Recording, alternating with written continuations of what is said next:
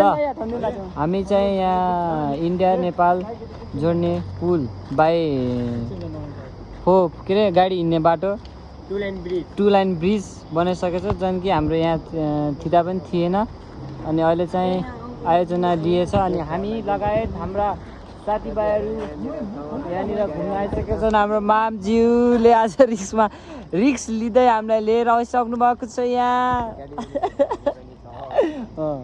ल यो चाहिँ अब 1 वर्षपछि सञ्चालित हुन्छ अरे। 1 वर्षपछि अब हामी बाइक लिएर हामी चाहिँ अब इन्डियातर्फ पनि जान सक्छौँ। अझै टाइम लाग्छ होला। हेर्न सक्नुहुन्छ काम कार्य हुँदैछ। अनि यो चाहिँ लगानी सबै चाहिँ इन्डियाको लगानी रहेछ। लगानी सब इन्डियाको लगानी हेर्न सक्नुहुन्छ। सबै सहयोग चाहिँ इन्डियाले